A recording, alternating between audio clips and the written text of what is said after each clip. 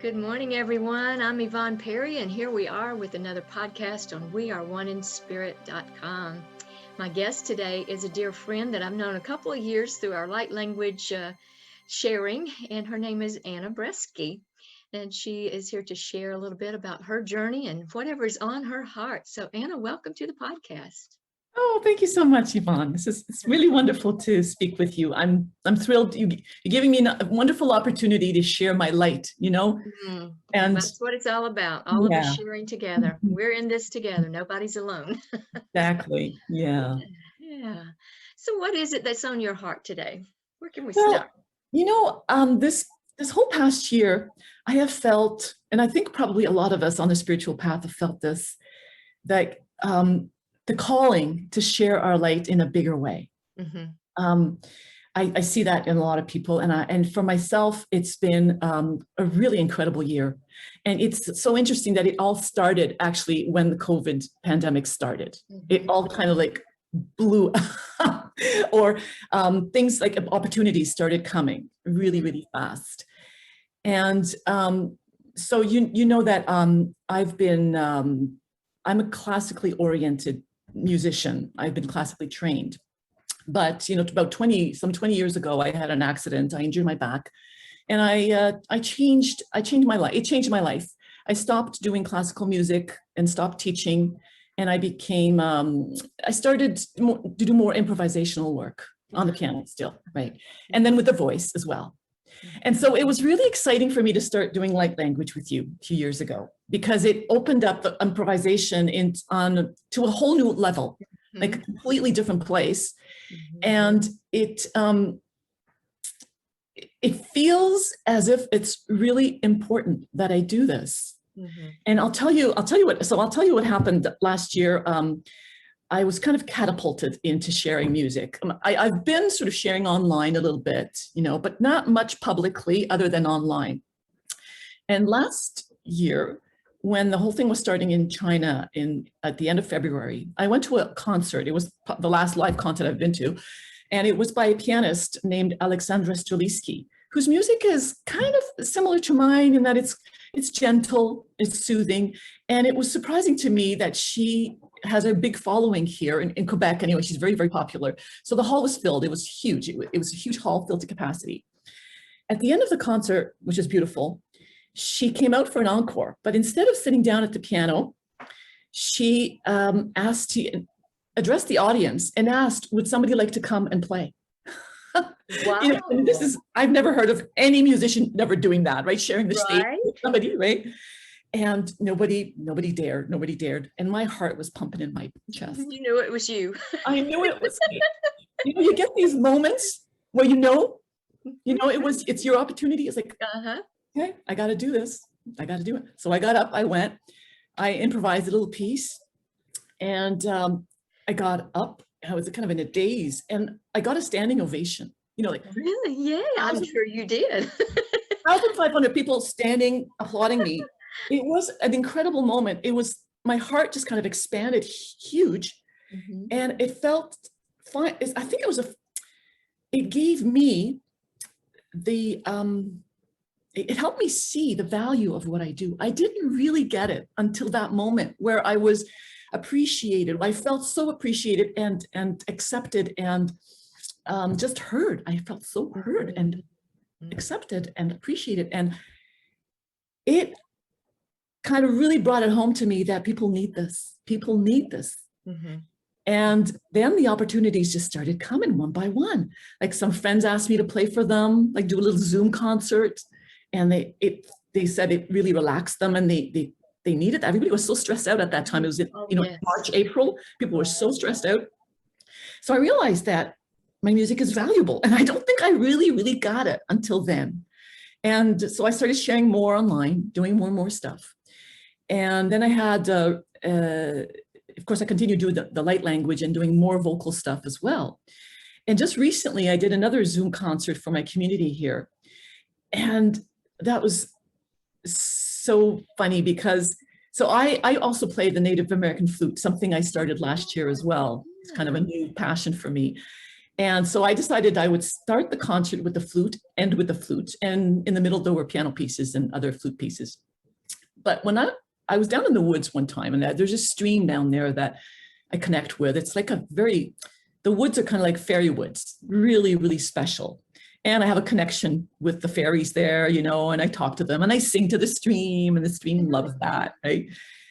And I felt them telling me they wanted me to finish with a light language song. Oh, good. Yeah. Yeah. And I thought, okay, I'd like to do that, but I don't know if I have the guts. You're going to have to be with me on this, right? Yeah. And so that was about a week before the concert. And then the day before, I saw a moose down in my field, a female moose with a baby calf.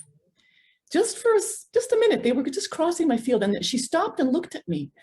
And I looked it up in my animal cards, and the moose is about self-esteem and self-worth. And I'd been going through a lot of that, like, approaching the concert, thinking of, my worthiness and all this and that, working on my worthiness. And so I got that message, but also what it said was, it talked about bellowing your truth, because the moose bellows, got a really strong voice. And I just like, okay, this is the one. The moose is going to be there with me, and she's going to help me bellow. Beautiful. Right? Yeah. I have a soft, gentle voice that I use in a lot of my pieces. But then there's also when I drum or when I'm down in the woods, I let loose and I have a powerful voice. And I think you've heard it sometimes when I'm channeling some kind of like strong, powerful beings, right? That's very strong. So I thought, okay, I'm gonna have to bellow. And I did. I was able to, I felt good that day. I felt very confident. And I finished the concert with this kind of a light language song. And it was probably the most powerful thing I did in that whole hour. Oh, yeah, I bet. Yeah. So in that experience just opened me up to doing more of this, because up until then I've been sharing it with spiritual people, groups. Yeah, I've sung in front of groups, but more like people who are in, kind of in a spiritual way. And that feels safe to me. But to do it to an audience that is just, anybody. Mainstream, yeah.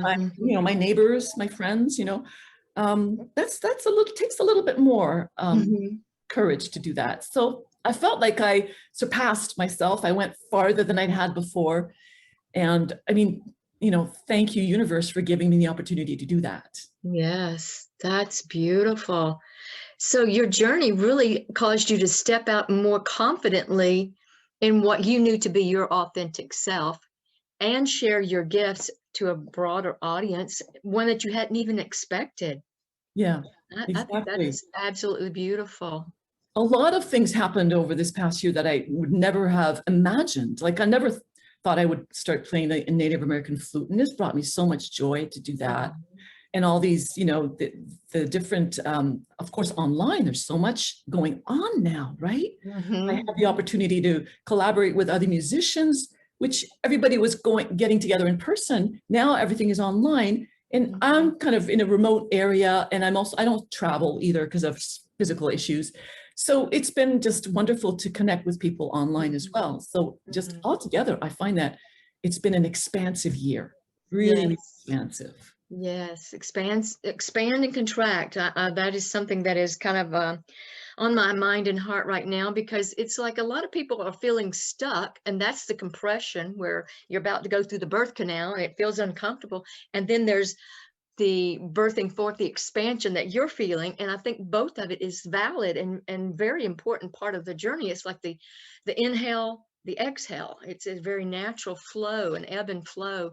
And then there's this pause in between, those little places where you're waiting and like, where's the next thing coming from? But you found that this just flowed naturally and very easily and organically for you. It did. And, I had been preparing for months for this particular Zoom concert, and the one that I just did in April this year. And I'm glad that now I have a breathing room, because like you say, if you can't constantly be expanding. You need the time to contract and come in and integrate. And there was a contraction period before because I was dealing with so much fear and nervousness, all kinds of stuff. So there was a contraction before, then there was the expansion. And now I'm feeling like I'm contracting, but in a sort of gentler way. I'm just resting. I'm just wait, like as you say, I'm waiting for the next thing. Well, the next step was, agreeing to do this with you, taking this opportunity. It's another one. It's another one. It's Right, another opportunity. I was right. kind of asking the universe, okay, what do you want me to do next? And boom, your email showed up. I love that synchronicity. Oh Yeah, my yeah. goodness. And I was just kind of flowing with what's next for me. What do I do next? I'm missing chatting with my friends on the podcast. It's not a client thing where I'm doing coaching and carrying the flow of the whole thing. It's more like, oh, let's just relax with friends and let them share their story, because I'm sure that they have experiences that are going to bless the rest of the people that are out there going through similar things. I think we're all breathing that contraction and expansion thing. And that's just, Yeah. I think it's just divinely ordered and synchronistic that you would be willing to share at a time when I'm just opening up and going, what's next? Right, exactly. Yeah, it's funny because it's in some ways I feel as if it's the universe out there who's guiding me, taking me along my path. What's the next step? What's the next step? But Mhm. at the same time, I also realize that I'm the creator of my Yes, of my life. yes, So in a way, I'm orchestrating all this. My soul is, my yes.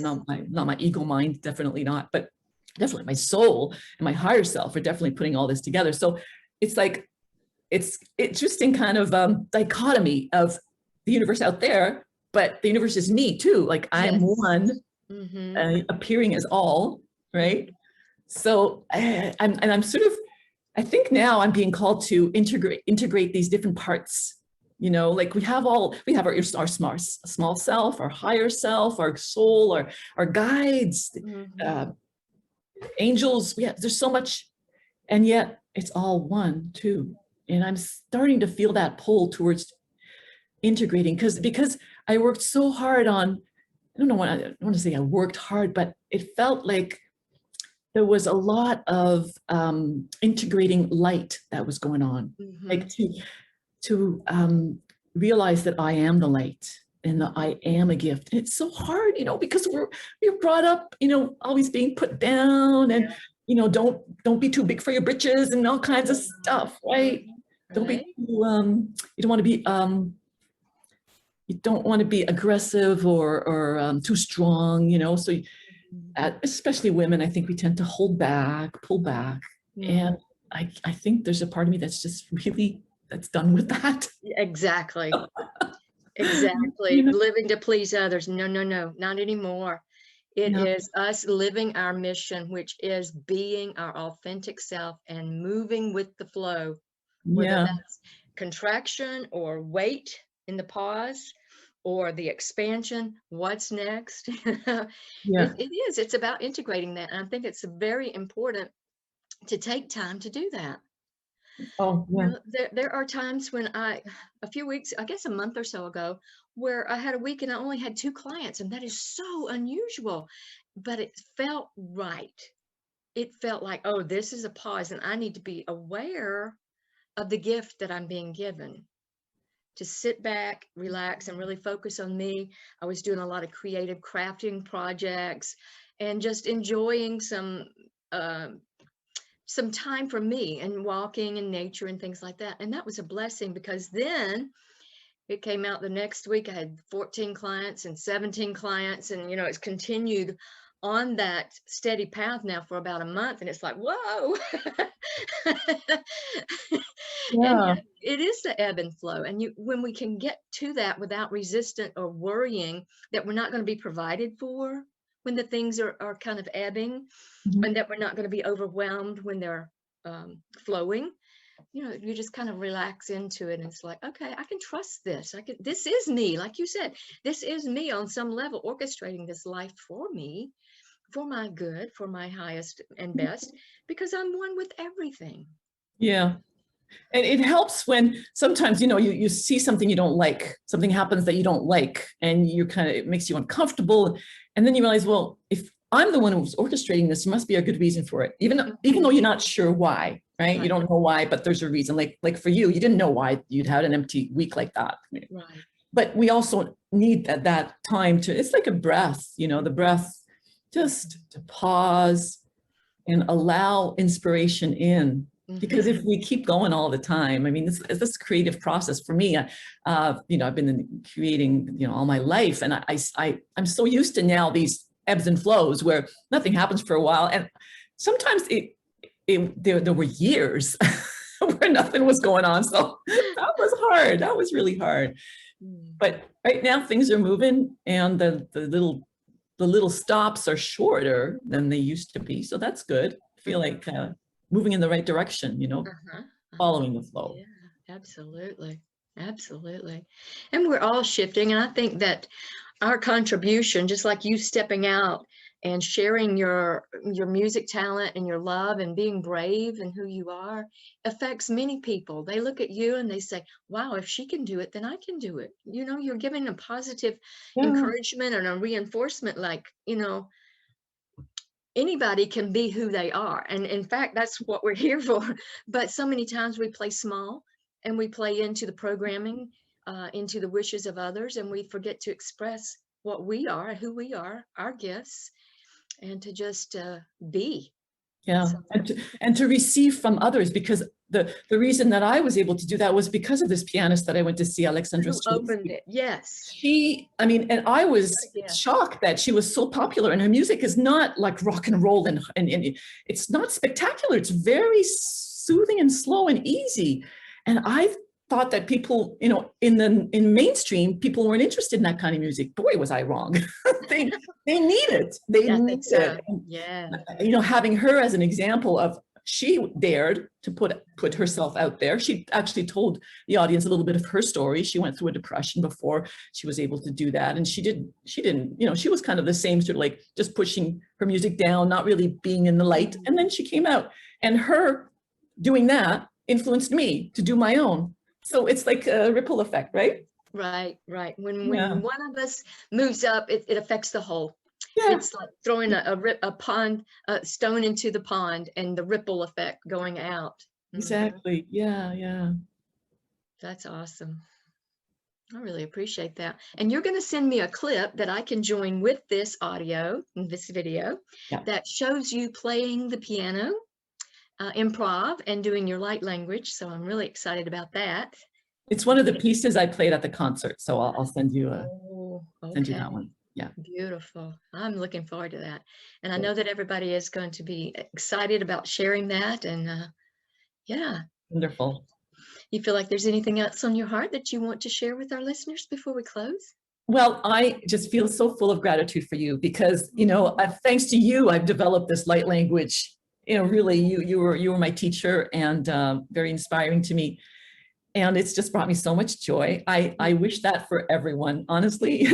It's just to find what you know makes them joyful, you know. And so I just appreciate what you do so much. Thank you. Thank you, Anna. And I appreciate you and what you're doing too. Thank you. O darava eshinema kale ikitaro. O shiarava era kunda makai shikaramonaya. If I sikena?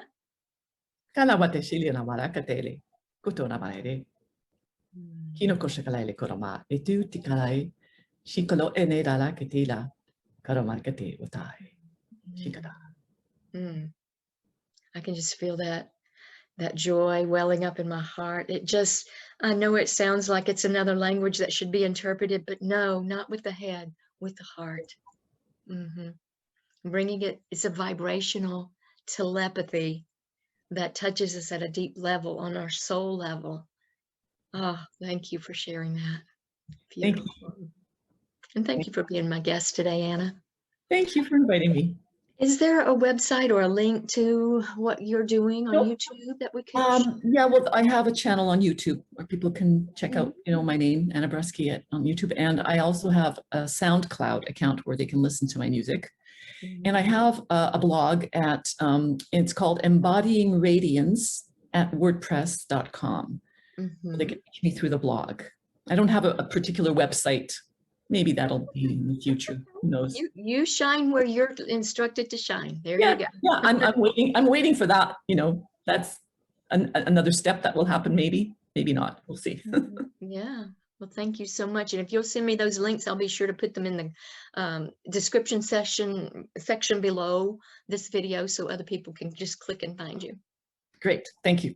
Thank you so much, Anna. Blessings. Thank you. Bye-bye. Bye-bye.